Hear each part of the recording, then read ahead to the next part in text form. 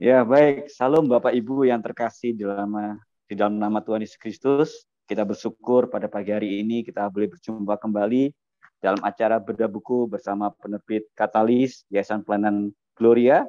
Dan kami sungguh bersyukur jika Bapak Ibu pagi hari ini boleh bersama-sama bergabung dalam acara ini di berbagai tempat, baik dalam negeri maupun di luar negeri, juga di berbagai daerah yang pagi hari ini boleh bersama-sama. Dan kami sungguh bersyukur jika acara ini ada semua ini karena anugerah Tuhan. Pagi hari ini kita akan bersama-sama membedah suatu buku yang menarik, yaitu Puso, yaitu pemuritan untuk semua orang. Ya, Kerajaan Allah memerlukan lebih dari sekedar program. Kita rindu orang-orang yang mampu mencurahkan perhatian secara pribadi, berbagi hidup, dan memberi daya pengaruh terhadap kehidupan orang lain. Melalui buku Puso yang menjelaskan pemuritan dalam langkah-langkah yang sederhana dan berdasar kuat pada prinsip-prinsip Alkitab, memperlengkapi mereka yang akan dan sedang memuridkan. Oleh sebab itu, mari pagi hari ini kita bersama-sama siapkan hati kita untuk bersama-sama mengikuti dalam acara bedah buku pagi hari ini. Mari kita pagi hari ini datang pada Tuhan untuk memuji dan memuliakan Tuhan. Kita akan bersama-sama naikkan pujian, berikanku hati.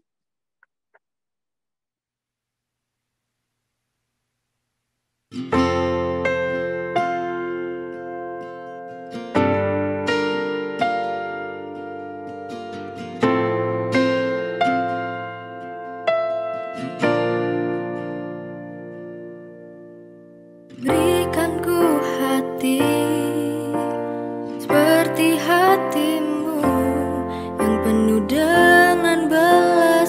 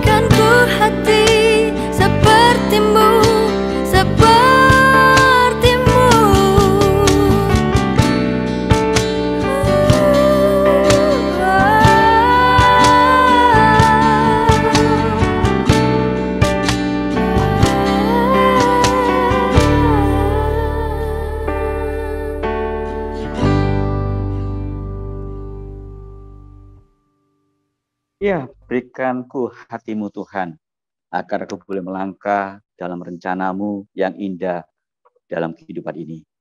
Mari, pagi hari ini kita siapkan hati kita untuk mengikuti dalam bedah buku pagi hari ini. Kita satukan hati kita.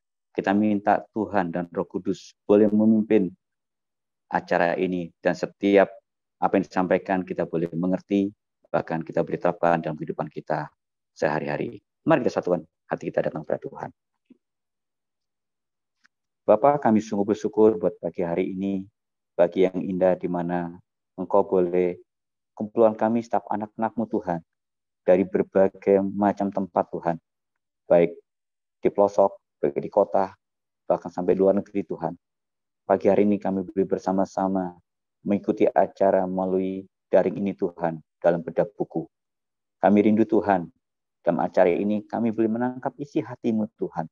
Dan bila saat isi hati-Mu kami tangkap Tuhan, kami boleh melakukannya Tuhan, dalam aktivitas kami, baik di gereja, di lembaga pelayanan, bahkan pribadi masing-masing Tuhan, untuk memberitakan Tuhan kabar baik, bahkan memuridkan Tuhan.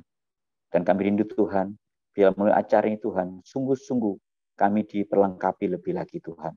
Kami serahkan semua yang ambil bagian dalam acara ini Tuhan. Kami setiap yang mendengarkannya Tuhan, berikan kami kelancaran Tuhan, baik handphone, laptop, sinyal wifi, juga listrik Tuhan. Kami serahkan di tangan-Mu Tuhan. Kuduskan, layakkan Tuhan. Dan biarlah hati kami tertuju hanya kepadamu Tuhan. Kami serahkan acara ini Tuhan, dari awal hingga akhirnya ke dalam tangan-Mu Tuhan. Engkau yang menuntun langkah kami pagi hari ini.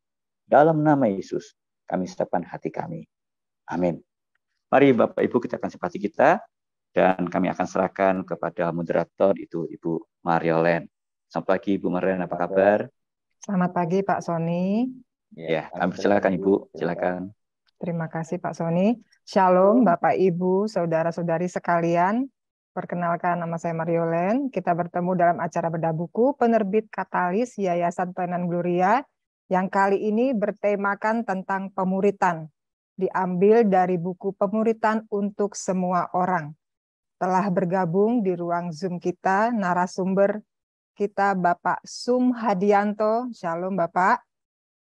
Bapak Subhadianto ini akrab dipanggil dengan Mas Aan. Kalau saya boleh bertanya, Mas Aan, sekarang ini cucunya sudah berapa ya, Mas? Cucu saya 4, Mbak. Cucu kami 4. 4 ya. Laki-laki semua. Oh. Wah, senang sekali ini bisa sama Yangkung ya. Untuk bersama-sama nanti dipersiapkan bisa memuridkan orang lain juga begitu ya Mas Aan ya. Jadi memang tepat ya, saya kira kalau dipanggil Mas Aan karena tidak pernah terlalu tua untuk melakukan pemuritan. Benar begitu Mas Aan? Iya, setuju. Ya, tua itu hanya di KTP begitu ya Mas Aan ya. Ya, kita akan mengetahui sekelumit tentang Mas Aan. Beliau merupakan lulusan psikologi UGM angkatan 1979. Wah, saya baru berumur 2 tahun ini ya. Beliau menikah dengan Siwi Herastuti dan dikaruniai 3 putri yang sudah menikah sehingga memberikan beliau 4 orang cucu. Mas Aan pernah menjadi majelis gereja GKJ Biblis Luhur Solo dan sekarang didapuk menjadi majelis GKJ Samirono Baru sejak 2017. Dari tahun 1986 hingga sekarang, beliau menjadi full-time staff para navigator Indonesia yang aktif bergerak di pemuritan. Dan sejak 2005 hingga sekarang, beliau juga menjadi fasilitator Sharpening Your Interpersonal Skill Workshop di bawah otoritas International Training Partners. Jadi Bapak Ibu yang juga membutuhkan Sharpening Your International Skill boleh menghubungi beliau mungkin nanti ya Mas Aan kalau tidak keberatan. Ya, itu sekelumit tentang narasumber kita. Dan sekarang kita akan mendengarkan apa itu isi dari buku Pemuritan untuk Semua Orang. Waktu dan tempat saya serahkan pada Mas Aan. Monggo Mas.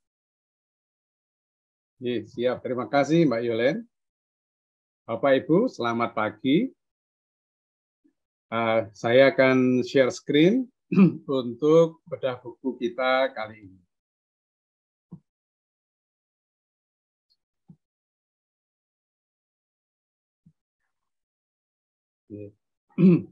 Inilah buku yang akan kita bicarakan pagi hari ini, Bapak Ibu. Pemuritan untuk semua orang. Buku ini diterjemahkan dari buku Down to Earth Discipling. Dan secara bahasa Indonesia diterjemahkan sebagai pemuritan untuk semua orang.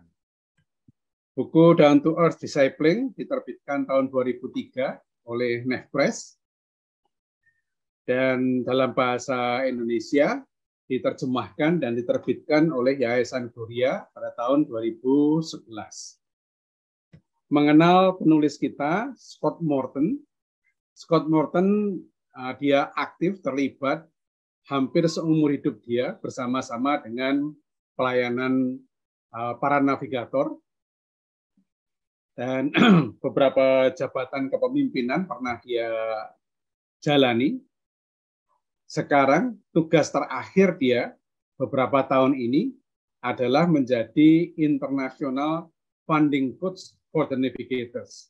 Jadi dia banyak menolong secara internasional, memberikan bimbingan bagaimana mencukupi kebutuhan dana pelayanan bagi para staf para navigator. Secara umum Bapak Ibu, staf para navigator tidak digaji oleh yayasan, oleh kantor, tetapi hidup dan pelayanannya bersumber dari donasi para donatur. Dan inilah peran Scott Morton sekarang, dia menjadi pembimbing di dalam mengembangkan donasi bagi hidup dan pelayanan para staff full-timer seperti saya.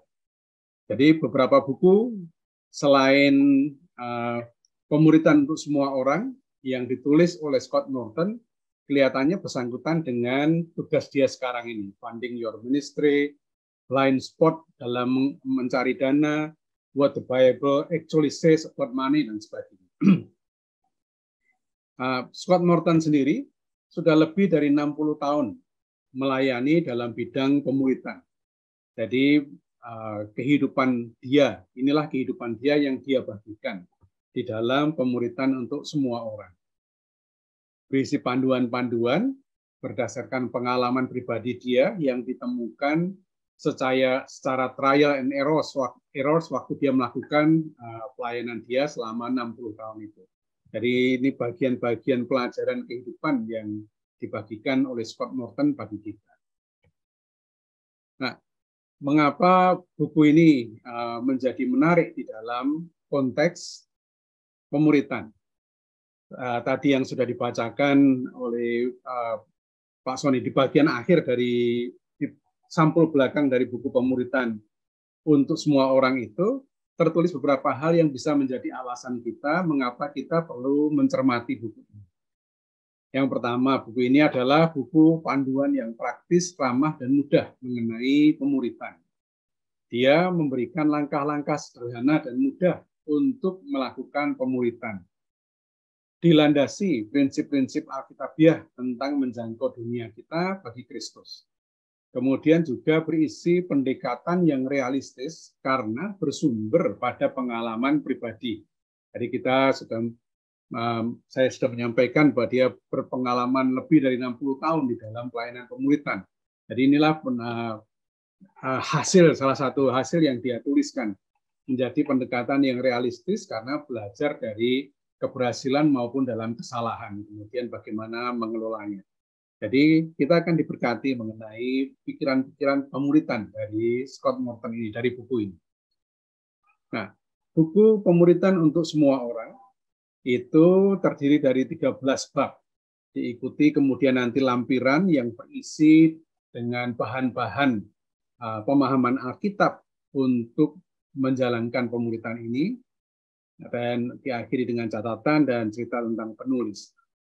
Bab 1 dari pasal ini menjadi awalnya, ini menjadi fondasi bagi keseluruhan isi buku ini, yaitu mengenai pemuritan kepada orang-orang di sekeliling kita.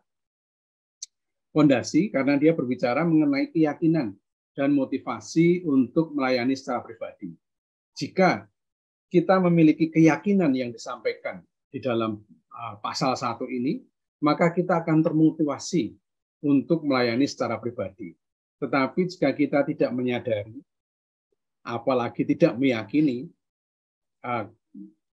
aset pribadi yang kita miliki ini, maka kecil kemungkinan kita akan melayani secara pribadi. Diteruskan kemudian dalam bab 2 sampai bab 6 yang menunjukkan kepada kita garis besar langkah-langkah dalam pelayanan pemuritan, apa saja yang harus dikerjakan. Bab 2 secara khusus menceritakan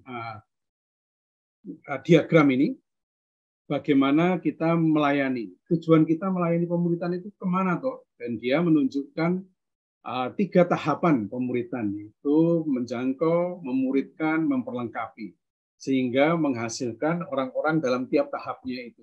Waktu menjangkau kita akan menghasilkan orang percaya baru kita muridkan sehingga menjadi murid yang bertumbuh. Kemudian orang yang murid yang bertumbuh ini kita perlengkapi supaya mereka menjadi pekerja yang berbelas kasihan, yang siap untuk diutus ke dalam dunia.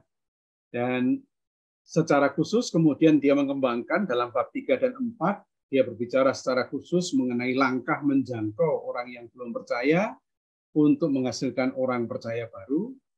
Bab kelima berbicara mengenai langkah pemuritan, bagaimana kita menolong petobat baru menjadi murid yang bertumbuh. Kemudian yang bab ke-6, dia berbicara mengenai bagaimana memperlengkapi murid yang bertumbuh ini untuk menjadi seorang pekerja. Nah, bab 1, Bapak dan Ibu, judulnya adalah aset rahasia Anda dalam pelayanan. Dan pernyataan Scott Morton sangat jelas. Anda memiliki sumber daya rahasia yang dahsyat bagi pelayanan. Tidak tergantung kepada pendidikan kita, tidak tergantung pada usia kita, tidak tergantung pada karunia yang kita miliki, tidak bergantung pada pengalaman kehidupan kita, tetapi dinyatakan bahwa kita masing-masing sebagai orang percaya itu memiliki sumber daya rahasia yang dahsyat bagi pelayanan. Sumber daya ini sanggup membuka hati sahabat-sahabat Kristiani Anda dan mampu meluluhkan keraguan orang-orang yang belum percaya. Sumber daya ini ketika kita yakini dan kita gunakan, itu akan membuka hati sahabat-sahabat Kristiani kita, tetapi sisi yang lain juga mampu meluluhkan keraguan orang-orang yang belum percaya. Sumber daya itu sudah ada di tangan Anda. Anda dapat menggunakannya dimanapun Anda bertemu dengan orang lain. Menjadi satu pernyataan yang sangat kuat mengenai aset rahasia, sumber daya rahasia yang ada dalam kehidupan kita, Bapak Ibu.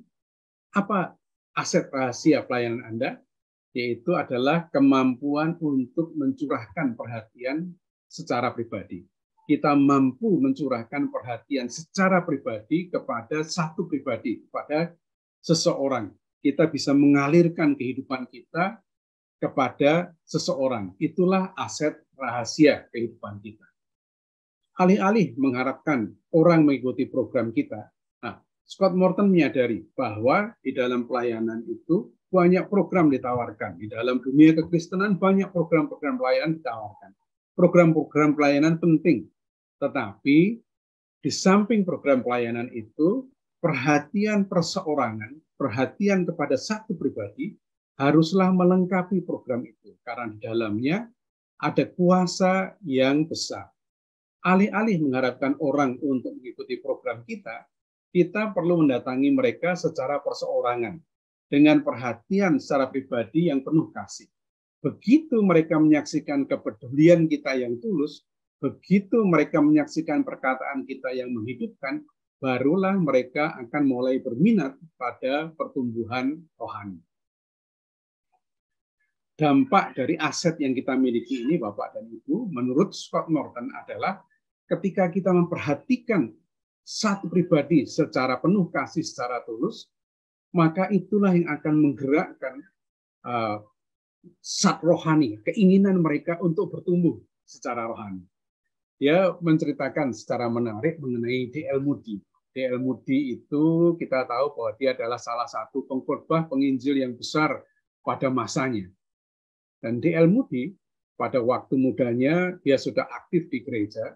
Kemudian satu kali dia pindah ke kota yang lain mencari pekerjaan dan tidak dapat pekerjaan. Akhirnya dia datang kepada pamannya yang memiliki pabrik sepatu dan pamannya mau menerima dia bekerja di pabriknya kalau dia mau ikut sekolah minggu untuk orang dewasa di gerejanya.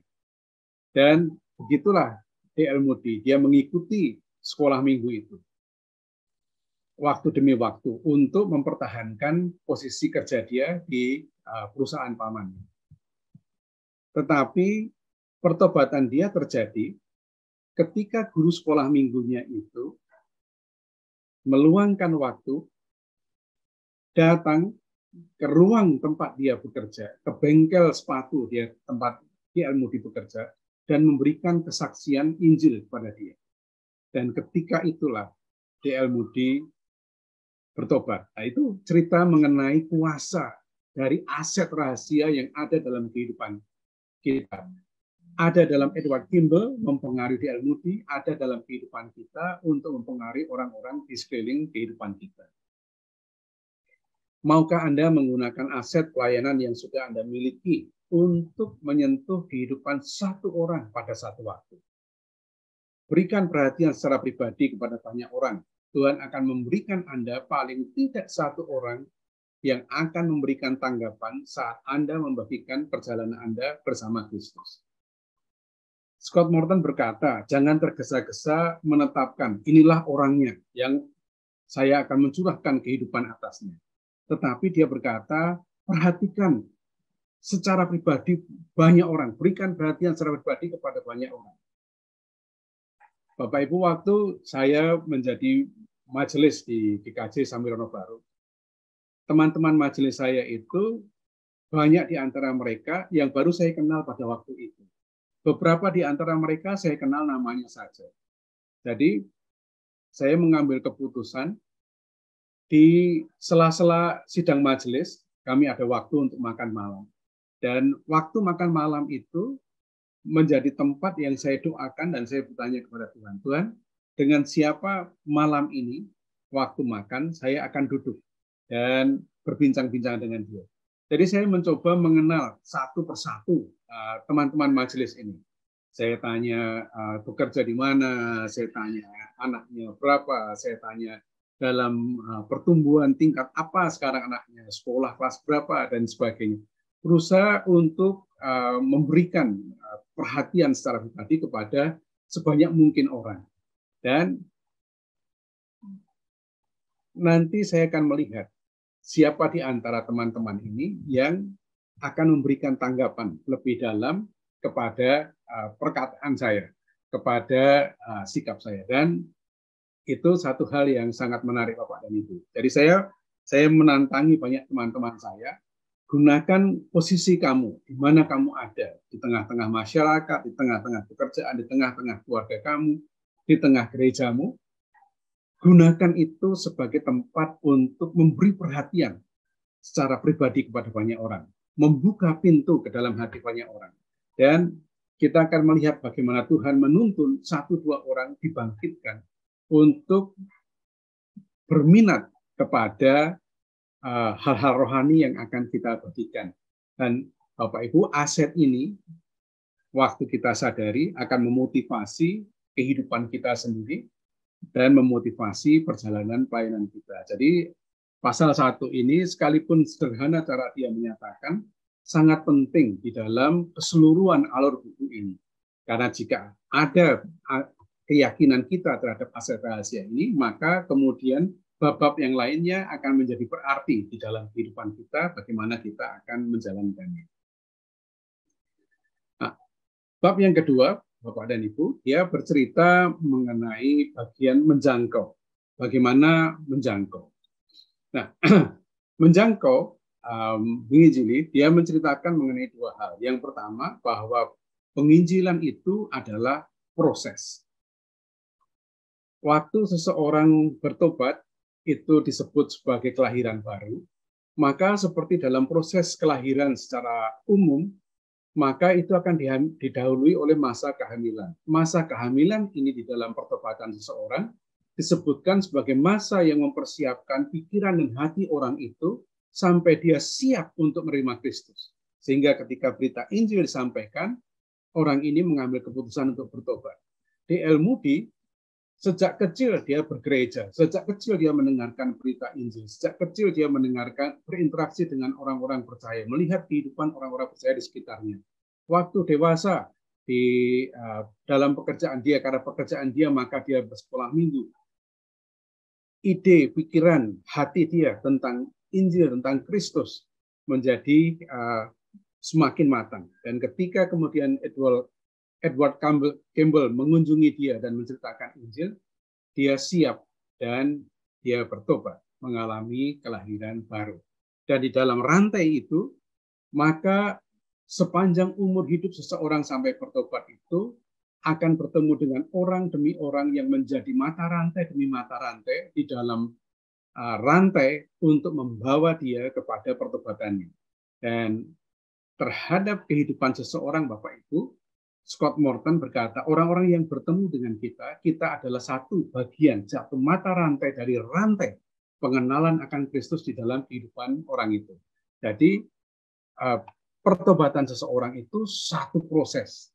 Tidak seketika orang mendengar Injil akan bertobat. Dan jika seseorang kita bagikan Injil dan dia bertobat, maka orang itu sebenarnya sudah dipengaruhi oleh sekian banyak orang lain dengan berita-berita tentang Injil, sehingga dia siap untuk dilahirkan. Kemudian fondasi yang kedua, dia memperkenalkan istilah insidership, yaitu yang di dalam bahasa Indonesia dalam buku kita disebutkan sebagai model orang dalam, diperbandingkan dengan model apostolik. Sementara apostolik adalah rasul, orang-orang yang berpindah tempat untuk mengabarkan Injil, sementara orang dalam adalah orang percaya yang ada di satu tempat. Dia tidak perlu datang, dia tidak perlu pergi karena dia sudah ada di dalam situ.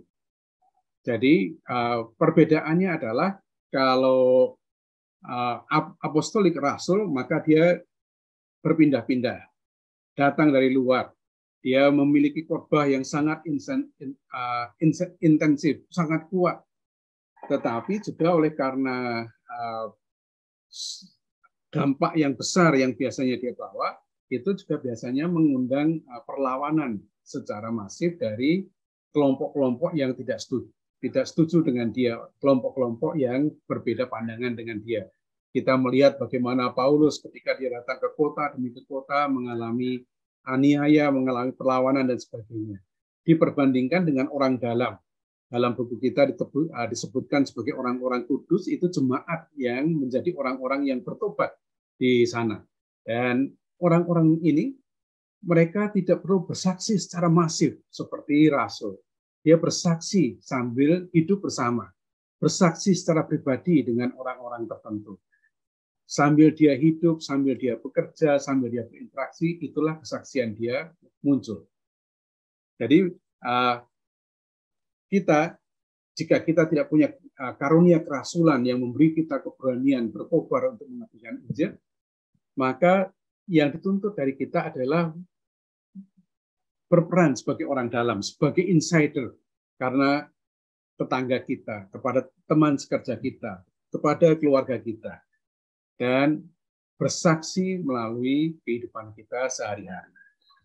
Kemudian dia menjelaskan bahwa proses bersaksi itu melalui pentahapan ini. Kita harus mulai bergaul dengan orang yang belum percaya. Pada umumnya orang-orang percaya itu lebih senang bergaul dengan orang percaya, katanya. Dan saya rasa itu kita bisa lihat banyak juga ya dalam kehidupan kita juga. Tetapi dia mengingatkan bahwa Tuhan Yesus itu terkenal suka bergaul dengan orang-orang yang belum bertobat. Bahkan Tuhan Yesus berkata, bukan orang sehat yang memerlukan tabib, tetapi orang yang berdosa yang memerlukan pertobatan. Dan Tuhan Yesus dikenal sebagai sahabat orang berdosa. Buku kita menuliskan, ingat, Anda mata rantai dalam sebuah rantai. Dan keharuman pengenalan akan dia menyebar melalui Anda. Anda cukup berada sedekat mungkin dengan mereka agar mereka dapat menciumnya. Bergaul dengan orang yang tidak percaya, kita membawa keharuman Kristus yang ada dalam kehidupan kita itu untuk mereka hirup dari sedekat mungkin supaya mereka bisa mencium keharuman Kristus dari dalam kehidupan kita. Kemudian dia memberi dalih, jangan memaksa orang yang baru percaya untuk beralih budaya pada saat dia bertobat. Karena jika seseorang beralih budaya pada saat dia bertobat, pada umumnya dia akan kehilangan hubungan dengan lingkungan awalnya. Dan kalau itu, maka dia akan kehilangan kesempatan untuk mempengaruhi orang-orang yang belum percaya dengan Injil. Diceritakan di situ, misalnya bagaimana Tuhan Yesus kemudian menyuruh orang yang disembuhkan, dibebaskan dari legion. Kemudian Tuhan Yesus berkata, pulanglah ke kampungmu, pulanglah ke rumahmu kepada orang-orang sekampungmu.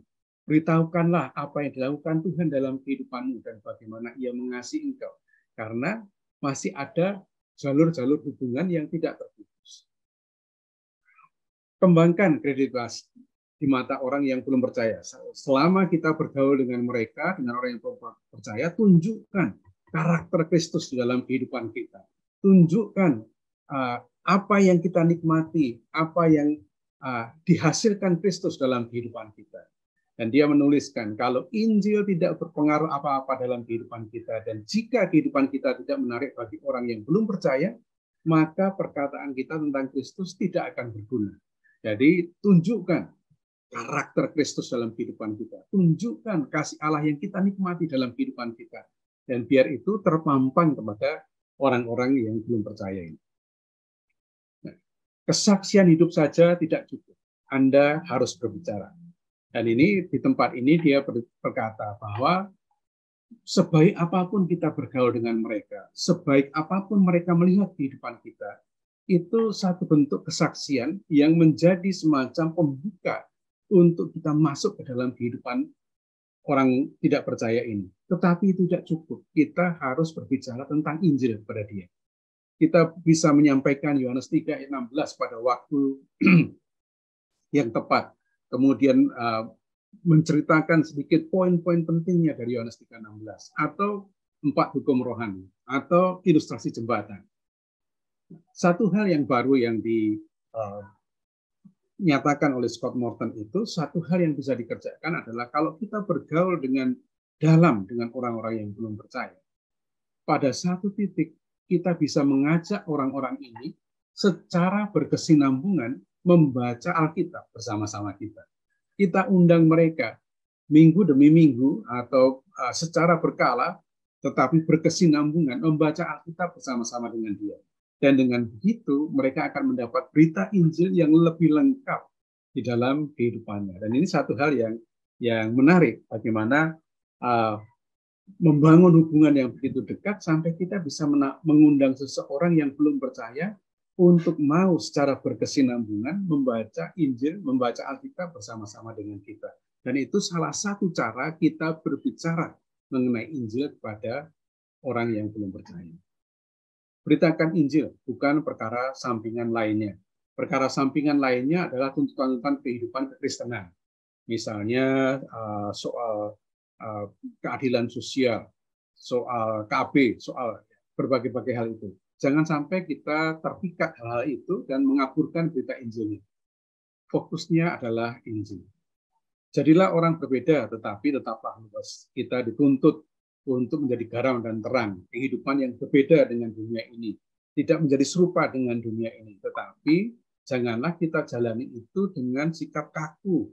Tetaplah luas supaya kita tetap bisa bergaul dengan orang-orang yang belum percaya, bisa menunjukkan kehidupan kita kepada mereka.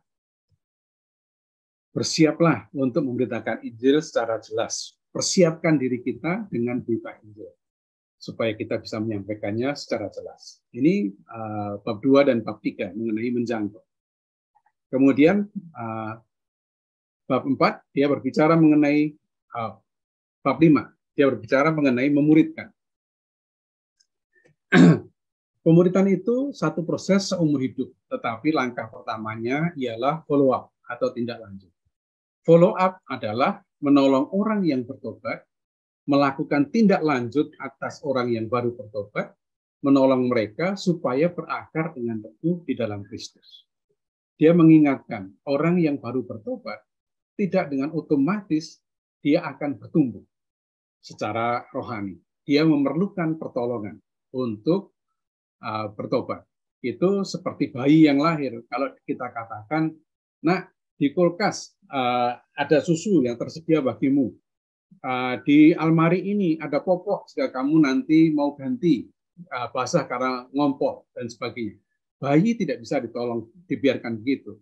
Tetapi orang tuanya harus datang dan mengambilkan, menyiapkan air minumnya, memberikan susunya, mengganti popoknya. Itulah bagian dari follow up pertolongan yang diberikan kepada bayi rohani. Nah, kemudian dia menjelaskan bagaimana kita memuridkan. Berdasarkan kitab 1 Tesalonika, maka Scott Morton menunjukkan sikap hati seperti apa untuk menolong pertumbuhan orang lain. Nah, di dalam sikap hati itu juga menunjukkan kemudian langkah-langkah apa yang harus dilakukan untuk menolong seseorang bertumbuh. Hati yang bersafaat, hati yang mendoakan orang. Epafras yang selalu bergumul dalam doanya untuk kamu, supaya kamu berdiri teguh sebagai orang-orang yang dewasa dan berkeyakinan penuh dengan segala hal yang dikehendaki Allah. Disebutkan Epafras ini, dia mengambil bagian untuk bergumul dalam doanya untuk jemaat Kolose. Dan itu sesuatu yang menarik. Hati yang bersahabat. Dia berkata, tidak ada hal yang lebih baik yang bisa kita lakukan untuk orang-orang yang baru bertobat, kecuali mendoakan mereka di hadapan Allah.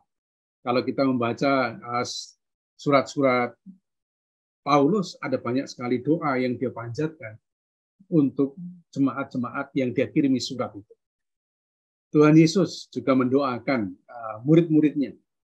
Yohanes 17. Jadi hati yang bersahabat, mendoakan mereka.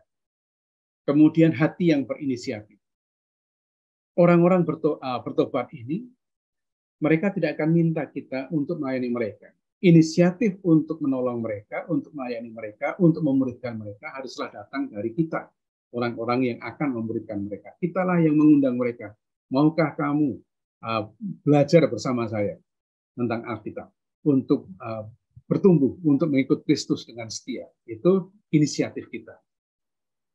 Kemudian dia berkata, dalam memuridkan, dalam menolong orang lain, kita perlu memiliki hati seorang ibu, hati yang lembut, hati yang menerima, hati yang mengasihi tanpa batas, hati yang memberkati, hati yang menopang, hati seorang ibu. Dan dia menyebutkan hati seorang ibu adalah kelembutan. Kelembutan berarti mendengarkan, bukannya memperbaiki. Ketika seseorang dalam masalah, apakah kita memiliki hati untuk mendengarkan dia daripada sibuk dengan pikiran kita untuk memperbaiki dia, untuk memukul dia supaya bertobat dan sebagainya. Berdiam diri, bukannya berbicara. Merangkul pundak, bukannya menasihati. Hati seorang ibu yang menopang, yang menerima orang apa adanya. Kemudian juga diperlukan hati seorang bapak. Seorang bapak, dia menasehati, dia memperlengkapi, dia menolong orang, menyiapkan orang untuk hidup secara mandiri. Seorang bapak yang baik mempertimbangkan situasi dan bertanya, apa yang paling dibutuhkan dalam situasi semacam ini. Dia tidak tergesa-gesa untuk mengoreksi, dia tidak tergesa-gesa untuk menasihati.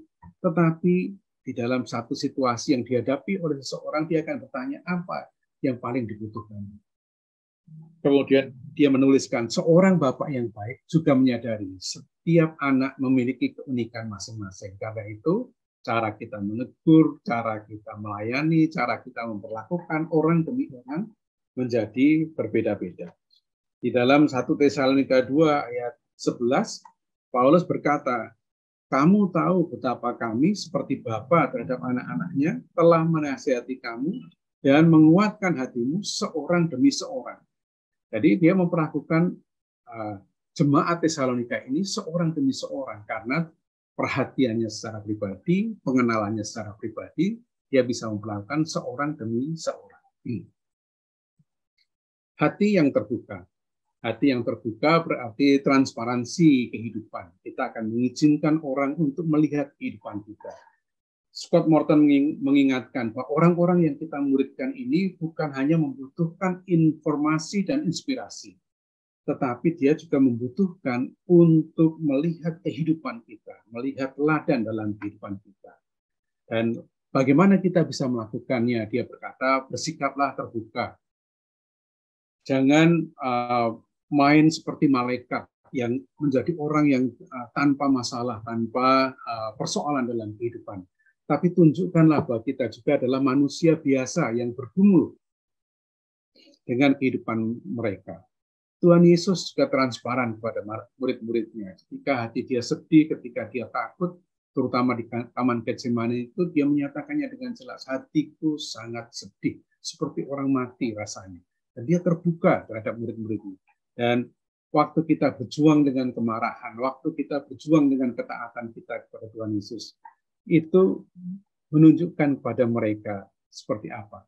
Kekuatan kita mereka lihat, kelemahan kita lihat, dan bagaimana kita melibatkan Tuhan untuk menopang kita dalam kelemahan kita, itu sesuatu yang akan menunjukkan kepada mereka.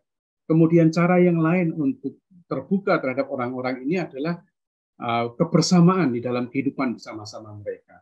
Kalau kita pergi ke satu tempat, ajaklah mereka supaya mereka melihat bagaimana kita bersikap, misalnya ketika kita mengemudi dan ada orang sembarangan mendahului kita, kemudian bagaimana menunjukkan kita dalam pergumulan itu belajar untuk mentaati Tuhan. Bukalah rumah Anda. Biarkan mereka melihat seperti apa hubungan suami istri, bagaimana kita membesarkan anak-anak kita. Karena melalui itu mereka akan menyerap sesuatu dalam kehidupan kita. Dalam kehidupan kita. Kita bukan orang sempurna, tetapi kita orang yang bertekad untuk mengikuti Tuhan Yesus. Hati yang tak bercacat. Hati yang tak bercacat menunjukkan bagaimana kita mengupayakan hidup kita seiras dengan pengajaran kita. Kalau kita mengajar orang bersaat teduh, itu adalah karena kita juga berjuang untuk melakukan saat teduh. Hati yang tak bercacat. Kalau kita mengajar orang bersaat teduh, sementara kita sendiri tidak bersaat teduh, maka ada sesuatu yang tidak pas dalam kehidupan kita. Mereka perlu melihat teladan, mereka perlu melihat kehidupan kita yang berkeputusan yang sama untuk mengikuti Tuhan Yesus, untuk mentaati firman-Nya. Kita harus menyelaraskan pesan kita dengan perilaku kita. Jadi cocok di antara yang kita katakan dengan yang kita hidupi. Munafik kalau kita memimpin ke suatu tempat tanpa memberikan teladan. Hati yang tak bercacat. Dan terakhir, hati yang jujur. Jangan memberikan pujian yang manipulatif hanya untuk memenangkan hati mereka. Tapi jika kita memuji, biarlah itu tulus. Jika kita menyatakan sesuatu, biarlah itu sesuatu yang benar. Jangan menutupi sesuatu secara tidak baik. Dan Scott Morton mengingatkan kita bahwa tujuan dari memuridkan adalah menghasilkan orang yang dewasa secara rohani. Orang yang siap untuk hidup secara rohani, bisa mandiri untuk hidup dalam Tuhan Yesus. Maka dia menunjukkan kepada ilustrasi roda ini, kepada disiplin-disiplin rohani yang perlu dihidupi seseorang supaya dia bisa membangun kehidupan yang mantap di dalam Tuhan Yesus. Tetapi disiplin rohani ini bukan berakhir pada dirinya sendiri. Satu proses yang berjalan terus-menerus di dalam kehidupannya.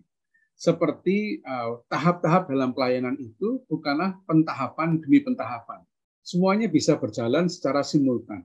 Jadi bukan seperti lulus SD kemudian masuk SMP, lulus SMP masuk SMA.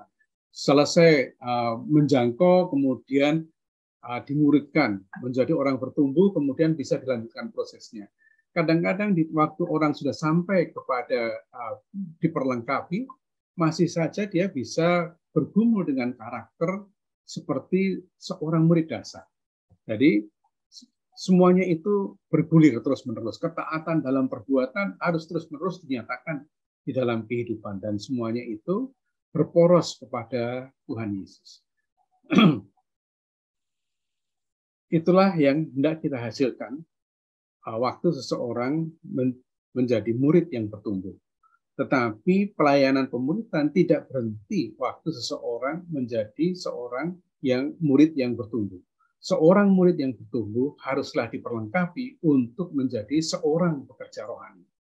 Apa itu seorang pekerja rohani?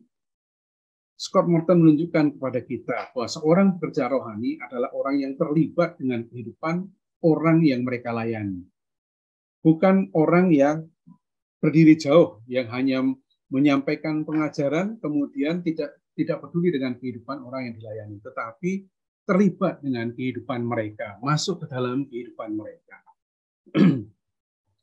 Berbelas kasihan terhadap tuayan. Ini menjadi satu hal yang menarik. Matius 9:36 berkata, melihat orang banyak itu tergeraklah hati Yesus oleh belas kasihan pada mereka. Nah, waktu kita menolong seseorang, dan orang itu berkali-kali melakukan kesalahan yang sama. Bagaimana hati kita terhadap orang ini? Apakah belas kasihan tumbuh dalam hati kita? Atau kejengkelan demi kejengkelan yang semakin memupuk, yang membuat kita semakin lama semakin menjauh dari orang ini karena hati kita tidak puas dengan hidupnya. Seorang pekerja memiliki hati yang berbelas kasihan terhadap tuayan. Seorang pekerja menyadari bahwa panggilannya berasal dari Tuhan Yesus. Waktu kita menggumulkan kehidupan seseorang dalam pelayanan pribadi, kecil kemungkinan kita akan dihargai orang. Kecil kemungkinan orang akan berkata dan mengapresiasi apa yang kita lakukan. Tetapi tidak boleh itu mengecilkan hati kita. Kita harus sadar bahwa panggilan kita berasal dari Tuhan Yesus. Dan sukacita kita berasal dari Tuhan Yesus. Penghormatan yang akan kita terima itu datang dari Tuhan Yesus, bukan dari orang-orang di sekitar kehidupan kita. Inilah yang akan membuat kita terus-menerus termotivasi dalam panggilan pelayanan kita untuk melayani secara pribadi.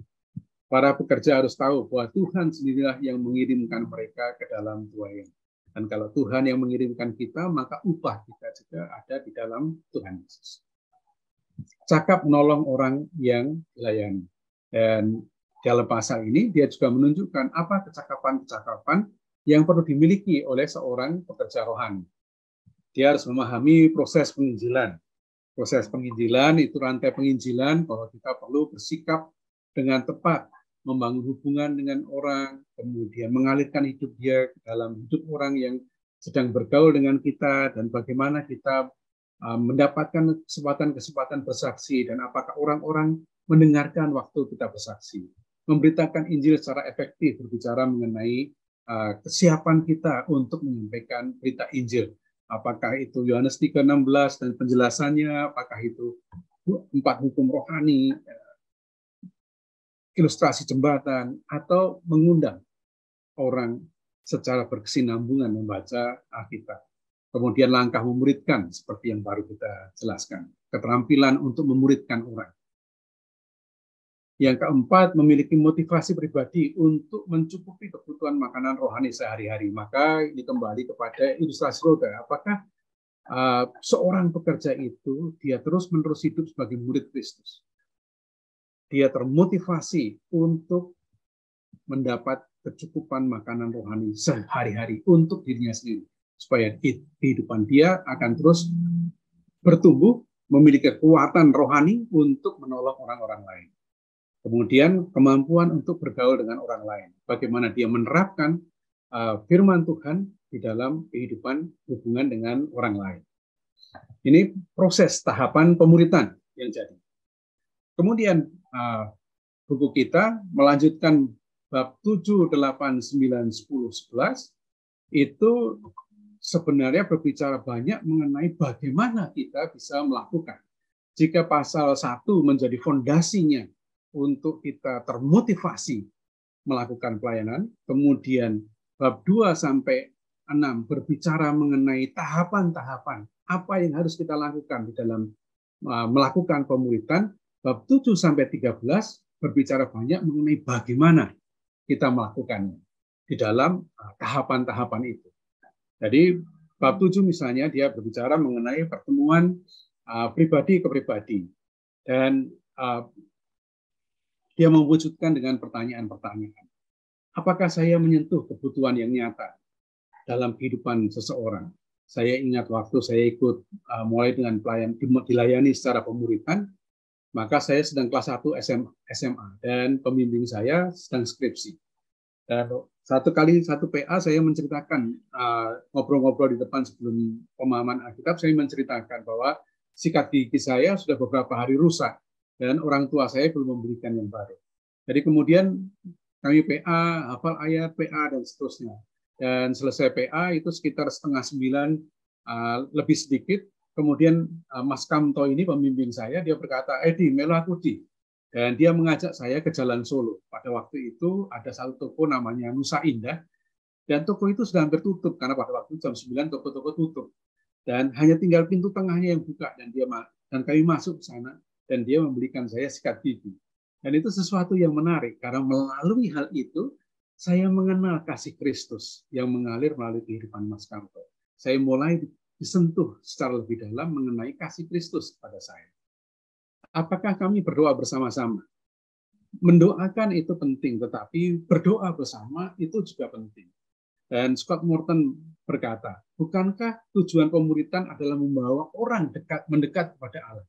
Dan bukankah doa menjadi satu cara yang jelas untuk mendekatkan hati kepada Tuhan? Jadi perlu kita berdoa bersama-sama. Apakah kami tertawa? Itu menjadi satu hal yang menarik, Bapak Ibu. Karena kalau hubungan kita aman, maka pemuritan seharusnya bukan sesuatu yang tegang, yang walaupun itu serius, tetapi sesuatu yang ternikmati. Waktu kita tertawa bersama-sama dengan orang-orang yang kita layani, maka itu menunjukkan bahwa hubungan kita adalah hubungan timbal balik yang saling memberkati, yang saling dinikmati, yang menimbulkan sukacita bersama-sama. Apakah kami melayani Kristus bersama? Itu menjadi menarik karena kita ingin menunjukkan bahwa kehidupan pemuritan itu bukan berhenti pada diri sendiri, tetapi itu haruslah dipakai untuk menyiapkan kita melayani orang lain bersama-sama kita. Melayani Kristus, melayani orang-orang lain demi Kristus. Jadi kita perlu mengajak mereka ikut dalam pelayanan, memperhatikan orang. Ingat Tuhan Yesus waktu murid mau memberi makan 5.000 orang, Tuhan Yesus berkata kepada murid-muridnya, kalian harus memberi makan kepada orang-orang ini. Jadi dia melibatkan murid-muridnya di dalam pelayanan itu. Dan begitu Bapak dan Ibu, ini panduan. Jadi di sana di sini ada tentang apa yang harus dilakukan. Di sana sini ada tempat yang menyatakan hati-hati, ini jebakannya, jangan lakukan ini. Do and don'ts itu muncul di dalam buku ini. Ini bisa diamati Bapak Ibu. Dan salah satu menarik dalam waktu yang singkat ini, saya ingin menyampaikan di pasal yang ke-12. Pasal yang ke-12 Bapak dan Ibu itu berbicara mengenai tetap stabil. Bagaimana kita sebagai orang yang memuridkan, yang melayani secara pribadi, hidup kita tetap stabil di dalam Tuhan. Dan secara khusus dari 11 hal itu, saya ingin menyampaikan di sini tentang bertekun dalam firman dan doa. Dan dijelaskan oleh Scott Morton bahwa kita haruslah bertekun dalam firman dan doa, menenggelamkan diri di situ. Dan salah satu hal di dalam ketekunan kita firman dan doa itu, maka itu seharusnya adalah waktu hening kita dengan Tuhan. Waktu kita duduk pribadi dengan Tuhan dan menikmati hadirat-Nya. Dan dia berkata, setiap hari 20-60 menit hening dengan Tuhan. Setiap minggu 2 jam hening dengan Tuhan. Setiap tahun 4 jam hening dengan Tuhan. Dan itu menjadi sesuatu yang menarik, karena itulah yang akan terus menyegarkan kehidupan kita. Nah, akhirnya Bapak dan Ibu, buku ini menutup dengan 2 gagasan terakhir mengenai pelayanan pemuritan. 1, jangan mendominasi orang yang Anda bimbing. Kita tidak menguasai kehidupan mereka, kita tidak mengawasi kehidupan mereka langkah demi langkah, tetapi kita mengajak mereka untuk menikmati sukacita di dalam Tuhan Yesus. Pertumbuhan pengenalan terhadap Tuhan Yesus. Kemudian yang kedua, pelayanan pribadi hanya akan efektif jika dilakukan dalam pimpinan Roh Kudus. Jadi jangan biarkan pelayanan kita menjadi sesuatu yang dogmatis, tetapi sesuatu yang hidup oleh karena pimpinan Roh Kudus. Biarlah terus-menerus Roh Kudus menjadi nyata di tengah-tengah kita. Bagaimana kita melibatkan Roh Kudus di dalam setiap langkah yang akan kita lakukan. Bertanya kepada Tuhan mengenai apa yang harus kita lakukan, bagaimana harus menyikapi satu situasi, bagaimana harus melangkah dalam kehidupan orang itu, dan akhirnya bagaimana Roh Kudus akan memberkati kehidupan orang itu. Inilah Bapak dan Ibu secara ringkas mengenai buku pemuritan untuk semua orang. Terima kasih. Saya kembalikan kepada Mbak Yolen. Terima kasih Mas Aan. Kita makin terbuka tentang pentingnya pemuritan, terutama tentang pemuritan pribadi dan bagaimana melakukannya ya. Nah, ada masukan tentang kerinduan dari Bapak Ibu yang hadir di ruang Zoom ini untuk memperoleh lebih banyak lagi buku-buku terbitan Katalis. Oleh sebab itu, kami mengundang Anda untuk bisa berkenalan dengan penerbit Katalis ini lebih jauh lagi melalui website www.katalis.or.id. Silahkan Bapak Ibu masuk ke dalam website tersebut. Anda akan bisa mengetahui, bisa berkenalan lebih jauh tentang apa itu Katalis dan buku-buku yang sudah diterbitkan. Bahkan mungkin nanti ada informasi tentang buku apa lagi yang akan diterbitkan. Anda juga dapat bergabung menjadi member Katalis. Benefit dari menjadi member Katalis adalah Anda akan mendapatkan buku-buku pemuritan dengan diskon yang istimewa. Dan jika Anda ingin lebih jauh lagi mengerti syarat-syarat tentang bagaimana menjadi member Katalis, kami menghimbau Anda untuk bisa mengunjungi website kami sekali lagi di www.katalis.or.id. Baik. Sebentar kita akan masuk dalam ruang tanya jawab. Sekarang kita akan melihat siapa yang sudah tergugah untuk bertanya. Adakah yang raising hand kali ini? Oke, kalau belum saya akan bertanya terlebih dahulu ya, menunggu Bapak Ibu yang akan bertanya, Mas Aan. Zaman sekarang ini teknologi sudah semakin maju begitu ya.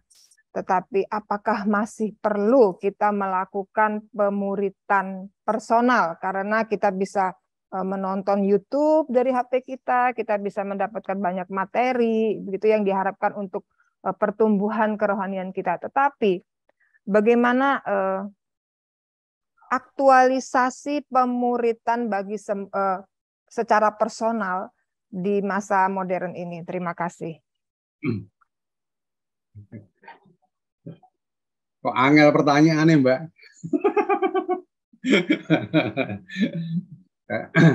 Kak, memang dari satu sisi, kalau menengok selama masa pandemi ini misalnya, bagaimana menggunakan teknologi dalam pelayanan, saya melihat kalau dalam pengalaman saya secara pribadi, pelayanan itu bisa berjalan karena itu menjadi buah dari pelayanan pribadi yang berjalan yang secara umum berisi interaksi dengan kehidupan teman-teman ini.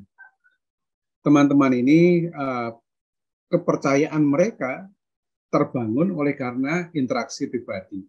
Kemudian juga bagaimana mereka bisa mengenal kasih Kristus secara praktis itu adalah waktu kita bisa mengalirkan kasih Kristus dari dalam hidup kita ke dalam kehidupan mereka.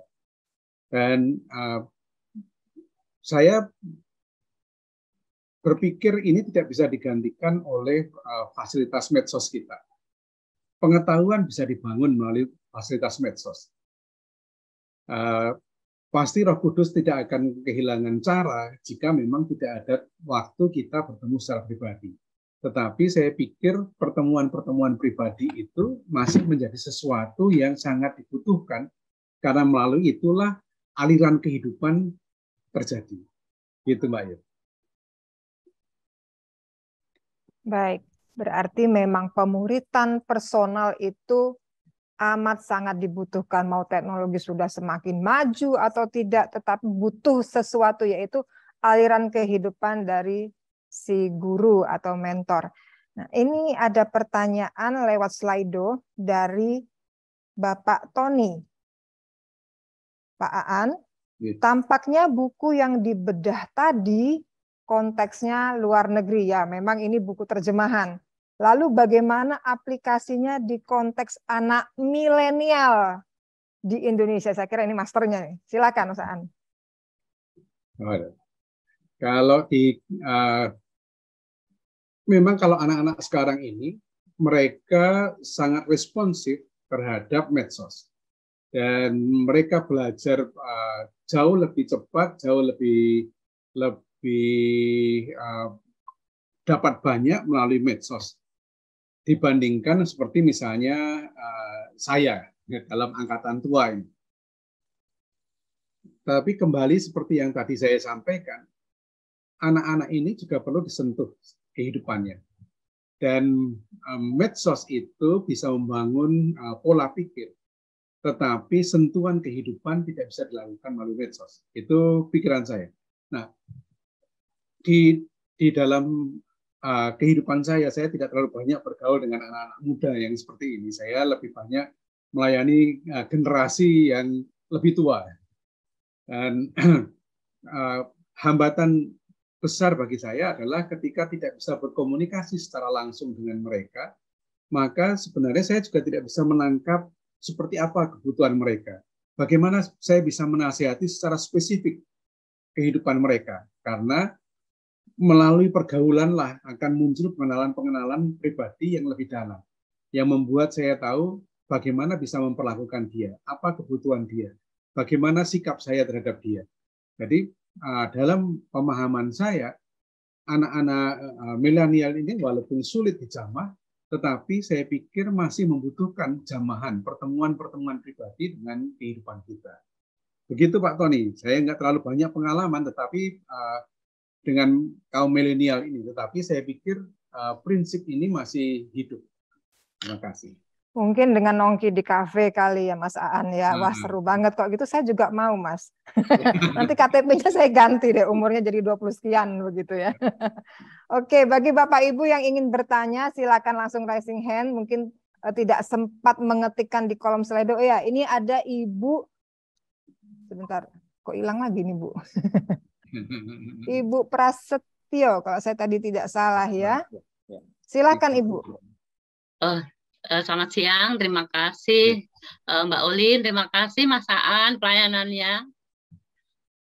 Ya, saya istri dari Pendeta Petrus dari GPO Presbyterian Order di Singapura ya. Terima kasih untuk Bapak Pastor Susanto dan juga rekan-rekan Gloria semuanya. Kami terus membangun pemuridan di GPO dan kami memakai buku-buku pemuridan ya dari Gloria ya.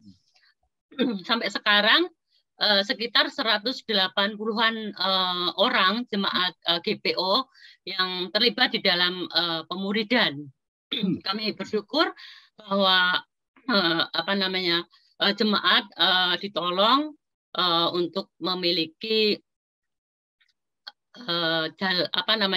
prinsip jalan keselamatan, jaminan keselamatan dan bertumbuh di dalam Tuhan, di dalam kehidupan rohaninya, dan kami juga bersama-sama belajar, berjuang bagaimana mengasihi jiwa-jiwa di dalam buku Berbuah. Kita terus belajar bagaimana mendoakan orang-orang yang belum selamat secara konkret. Ada nama-nama yang kita doakan secara pribadi bagi masing-masing jemaat yang mengikuti pola pemuridan. Dan juga GPO dalam hal ini ada pelayanan misi Jadi membantu beberapa lembaga, termasuk juga SD di Batam ya, mendukung sekolah ini dan juga beberapa lembaga misi di Indonesia. Ya, kami bersyukur bahwa lebih dari 50% dana gereja itu untuk pelayanan misi. Ya, ya kami bersyukur kami ditolong Tuhan dari sejak dulu ya, sebelum kami berada di GPO. Tuhan memakai GPO menjadi alatnya bagi misi di berbagai pelayanan di Indonesia. Ya. Terima kasih Mas Aan atas pelayanannya. Ya, itu sangat mendorong dan menguatkan setiap kami untuk lebih tajam lagi bagaimana memiliki tujuan hidup yang benar di dalam Tuhan, untuk lebih mengasihi jiwa-jiwa yang belum diselamatkan, belum mengenal Kristus, supaya melalui hidup kita mereka dapat terjangkau. Ya, ya bersyukur dulu Pak Petrus ketika di-approach oleh GPO, satu syarat adalah kalau bisa diberi kesempatan untuk melakukan pelayanan pemuridan. Kalau hanya sebagai pendeta saja tanpa pemuridan, Pak Petrus tidak mau. Ya bersyukurlah sebagian dari majelis itu adalah dulu yang pernah ditolong Pak Petrus ketika Pak Petrus melayani Vesim Perkantas Singapura ya selama 5 tahun dulu. Jadi sudah ada buah-buah yang melayani di gereja sebagai majelis, sehingga mereka mendukung pelayanan pemuridan ini sampai sekarang. Jadi yang baru ini adalah angkatan 2022 ya. Bersyukur ada program Zoom, sehingga ketika pandemi berusaha mencari-cari cara seperti apa, bisa melalui Zoom gitu ya. Terima kasih, kiranya Tuhan terus memberkati pelayanan kita bersama. Terima kasih Ibu. Beri aplaus ya bahwa pemuritannya di sana tetap berjalan. Terima kasih banyak, ini menjadi teladan. Dan saya tadi menunggu bagaimana caranya tetap melakukan pemuritan sementara yang saya tahu Singapura itu pernah lockdown habis-habisan dalam jangka waktu yang cukup lama. Dan tadi akhirnya diberitahukan kami tetap melakukannya via Zoom. Wow, diacungkan jempol. Kok bisa 4 jempol saya teracung ini Ibu ya. Ini artinya semangat untuk memuridkan itu tetap berkobar-kobar. Dimulai dengan hati yang rindu untuk menjangkau banyak jiwa dan hati yang rindu untuk memuridkan. Dan mungkin tidak stop hanya sampai menghantar mereka mengenal Yesus sebagai Tuhan dan Juru Selamat, tetapi sampai mereka menjadi murid yang bertumbuh, bahkan murid yang memuridkan atau murid yang menular. Ya, ini tadi saya lihat ada satu lagi yang raising hand, Ibu Ratna, betul Bu? Oh, jempol ya, maaf. Karena melihat banyak Windows, jadi agak keliru melihatnya. Oke, mungkin ada pertanyaan lain atau diskusi atau mungkin kesaksian ya. Karena pemuritan ini juga merupakan sebuah kesaksian karena merupakan proses. Dan kesaksian Anda itu bisa menjadi pelajaran yang berharga bagi kami. Silakan. Kalau masih mempersiapkan pertanyaan, saya lagi deh yang bertanya Mas Aan. Kalau tadi ini ya, ada yang ke kafe begitu untuk generasi milenial begitu ya. Mungkin ibu-ibu rame-rame ke salon begitu, atau ibu-ibu rame-rame belanja mungkin ya. Kemudian baru kumpul-kumpul, tetapi bukan kumpul arisan, tapi kumpul sharing firman Tuhan. Nah, apakah ini termasuk pendekatan kontekstual begitu ya Mas Aan ya? Ngafe bareng, nyalon bareng begitu ya untuk buka pintu misi. Sebelum nanti kita beralih ke pertanyaan dari Bu Ratna. Silakan Mas Aan. Ya. Dulu waktu saya melayani mahasiswa, itu kalau mengundang mereka ke rumah, kemudian kami sediakan makan malam, itu oseng-oseng kangkung bersama dengan tempe goreng, mereka datang dengan semangat. Tetapi kalau anak-anak sekarang ini, mereka bisa jajan jauh lebih baik daripada yang saya makan. Jadi memang salah satunya itu ya, pergi ke tempat-tempat yang menarik bagi mereka, yang kalau sendiri mungkin saya tidak akan datang ke situ. Modalnya lebih besar menolong anak-anak milenial. Ajak tim Gloria, Mas. Mesti mau, Mas. Tentu menolong mereka. Tetapi memang itulah kontak-kontak secara pribadi itu ya. Itu melengkapi. Saya pikir kalau misalnya pengajaran bisa kita sampaikan secara lewat medsos. Kemudian interaksi jalan di kafe bersama-sama, ngobrol bersama kiri kanan, bicara menunjukkan kebersamaan dengan dia, bagaimana menyikapi misalnya sikap kepada pelayan di kafe, sikap kepada pengunjung yang lain, bagaimana menunjukkan belas kasihan kepada orang-orang yang hadir di situ, dan bagaimana kemudian sepakat mendoakan orang-orang yang kita lihat di kafe itu mungkin akan bagian dari membangun, tapi menyentuh kehidupan mereka dengan kehidupan kita itu sesuatu. Nah, pengalaman saya PA di restoran atau di kafe itu tidak bisa intens karena perhatian kita terbagi dengan orang lain. Dan kita mau berdoa secara khusyuk saja sudah sulit karena ada pengunjung yang lain. PA membuka Alkitab juga mungkin walaupun hanya pegang HP ya, mendiskusikannya itu juga akan sulit. Jadi kalau masuk di tempat-tempat seperti itu di salon bersama-sama, tapi itulah nilai kebersamaannya waktu kita bersama-sama tumbuh saling mempercayai, saling memperhatikan, saling mengasihi, kemudian itulah tempat di mana kasih Kristus bisa masuk ke dalamnya dan mengalir dari dalam kehidupan kita. Begitu, Mbak Yona. Tetap kita harus ada touch individunya ya. Mungkin cara konvensional masih bisa dilakukan seperti di lembaga-lembaga permasyarakatan yang tidak mungkin mereka kita bawa keluar dari tempat itu sebelum sekolah mereka selesai begitu ya. Nah, ini ada Ibu Ratna yang sudah raising hand. Silahkan Ibu, mungkin pertanyaan atau kesaksian pribadinya, monggo. Mungkin tadi tidak disinggung bab 11 ya. Apa yang dimaksud dengan mempersiapkan generasi ketiga? Mohon penjelasan Pak Sul. Mungkin kalau ada contoh-contohnya. Terima kasih. Silakan Mas Aan. Scott Merton sangat mengingatkan kita bahwa pelayanan pemuritan itu sasarannya adalah generasi ketiga. Itu adalah orang-orang yang dilayani oleh orang-orang yang kita muridkan. Jadi waktu kita berpikir mengenai pelayanan pemuritan, jangan berhenti hanya dengan orang yang kita muridkan.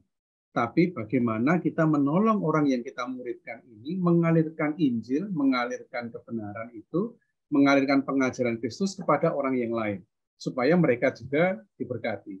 Dia mengutip 2 Timotius, bagaimana dia mengingatkan Timotius, apa yang sudah kamu dengar daripadaku, percayakanlah itu kepada orang yang dapat dipercaya, yang juga dapat menyampaikannya kepada orang berikutnya. Jadi soal mengajak, soal melengkapi, soal menolong orang-orang yang kita layani ini untuk menolong orang lain. Gitu, bukan. Jadi pikirannya haruslah kepada generasi ketiga, bukan hanya berhenti pada generasi kedua orang yang kita layani. Atur nuwun, Bro. Oh ya, ini ada Ibu Marta. Silakan Ibu Marta, dibuka dulu mic-nya. Ya, silakan Bu.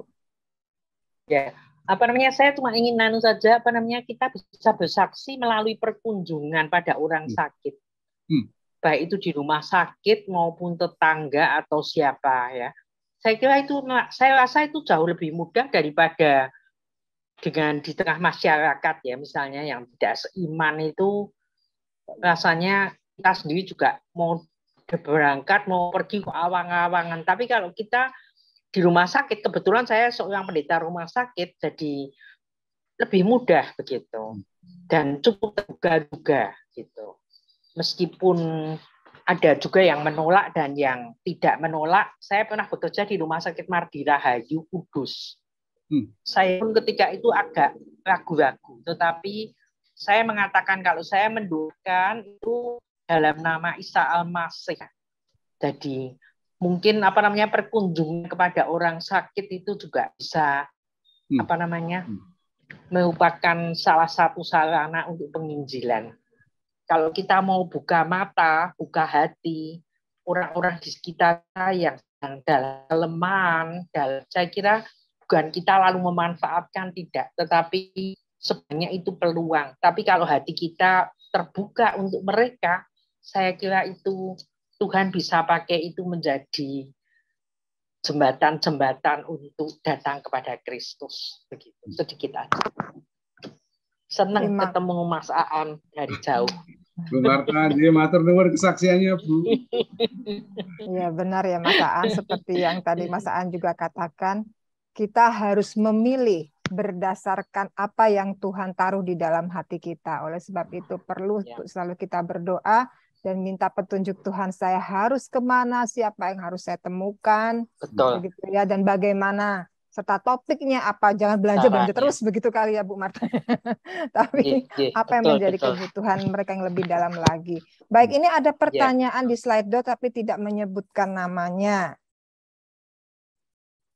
Mas, dalam sebuah proses pemuritan yang sudah berjalan, bagaimana menemukan rekan yang akan didorong untuk memuridkan kelompok yang baru? Jadi dia sendiri kemudian dengan radius yang lebih besar. Silahkan. Secara umum di dalam kelompok itu, maka kita akan menjalankan prinsip itu ya, mencapai generasi yang ketiga.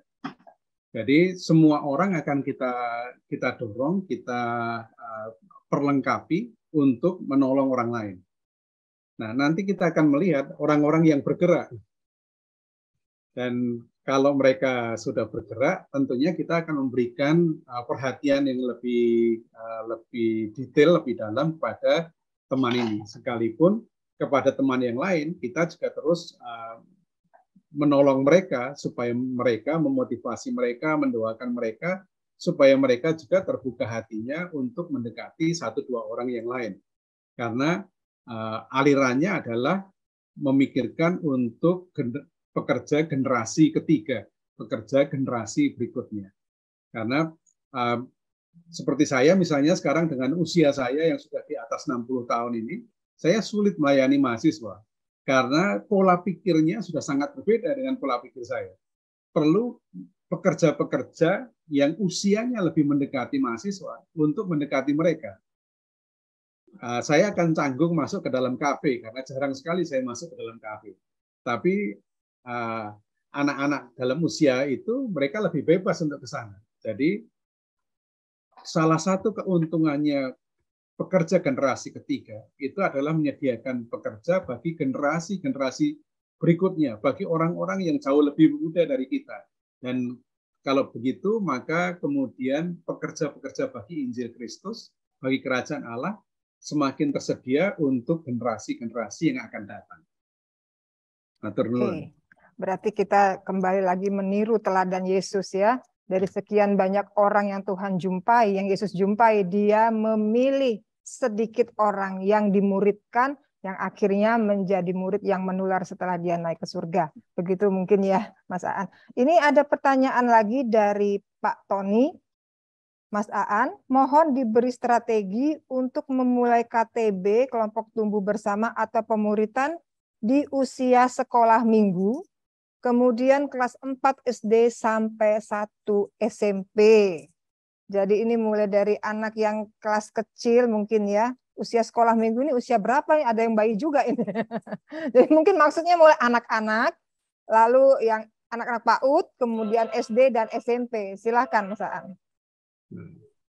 Wah. Saya pikir saya tidak cukup kompeten berbicara mengenai itu, Mas Tony, karena saya tidak punya pengalaman dalam melayani anak-anak. Tetapi bagi anak-anak, menurut pikiran saya, seperti yang kami lakukan terhadap anak-anak kami, adalah memang mengajarkan kebenaran Tuhan, kebenaran firman Tuhan sejak awal dalam kehidupan mereka. Memperkenalkan mereka kepada Tuhan sejak awal dalam kehidupan mereka. Kalau pemerlengkapan berikutnya tentunya akan mengikuti sesuai dengan jenjang usia mereka, jenjang pengetahuan mereka. Bagaimana membawa mereka misalnya dalam kehidupan doa. Itu pada tahap-tahap anak-anak sekolah minggu, anak-anak SD, kita bisa mengajarkan mereka melalui contoh-contoh yang sederhana, melalui berdoa bersama yang sederhana, tetapi waktu mereka semakin bertumbuh, kita bisa berbicara semakin dalam dengan mereka. Tapi saya tidak bisa bicara terlalu banyak karena saya tidak punya pengalaman cukup banyak di bidang itu. Terima kasih. Iya, kita terpaksa menutup ruang pertanyaan pada hari ini karena waktu terus berjalan ya. Mungkin ada closing statement Pak Sumhadianto untuk menguatkan materi hari ini, dipersilahkan. Berkat Tuhan sangat limpah dalam kehidupan kita. Dan Tuhan menghendaki supaya kita tidak menikmati berkat itu sendiri. Kita perlu menjadi saluran berkat Tuhan bagi kehidupan orang-orang di sekeliling kehidupan kita. Dan Tuhan memberi kita kapasitas secara nyata itu untuk memperhatikan, untuk mempengaruhi kehidupan orang satu demi satu. Dan kalau kita mulai itu dengan orang yang dekat dengan kehidupan kita, maka kita bisa menjadi berkat bagi mereka. Di dalam tingkat selanjutnya, ketika terbuka kesempatan-kesempatan yang lebih lebar, kita bisa menolong orang untuk lebih mengenal Tuhan, menjadi teguh di dalam Tuhan, dan akhirnya menyerahkan kehidupan mereka untuk juga menjadi pekerja di ladang Kristus.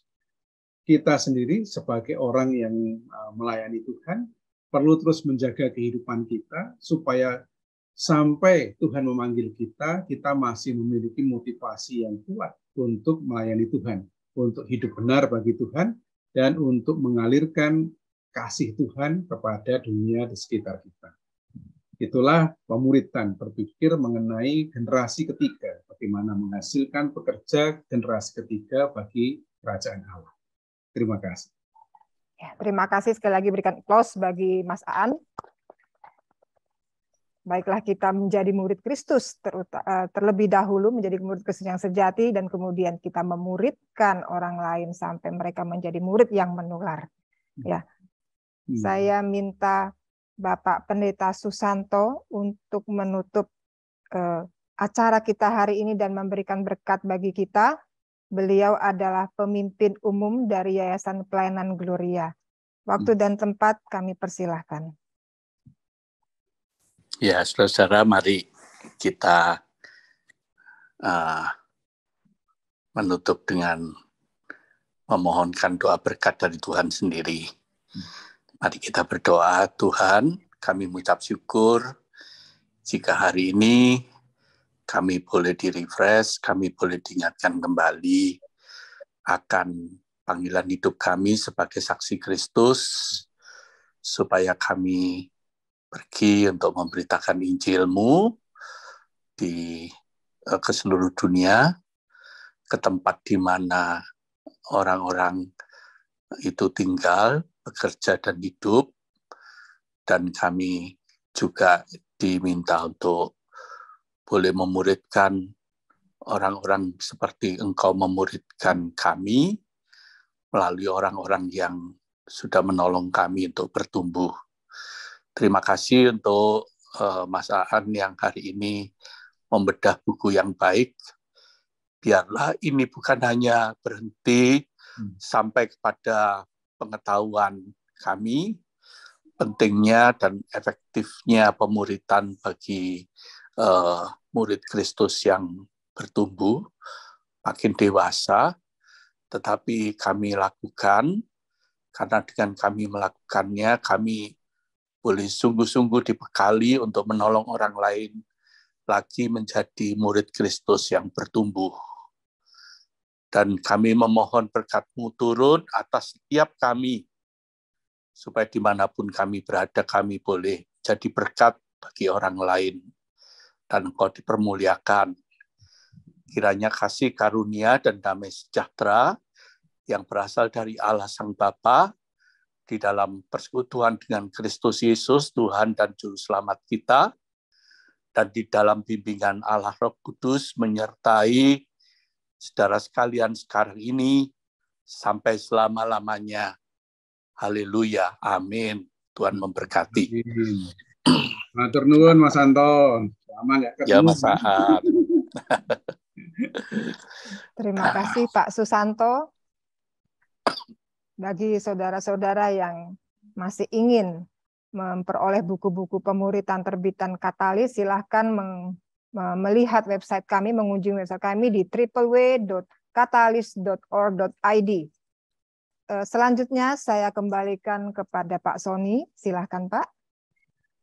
Ya, terima kasih Bu Yolen yang telah memandu dalam moderator acara pada hari ini.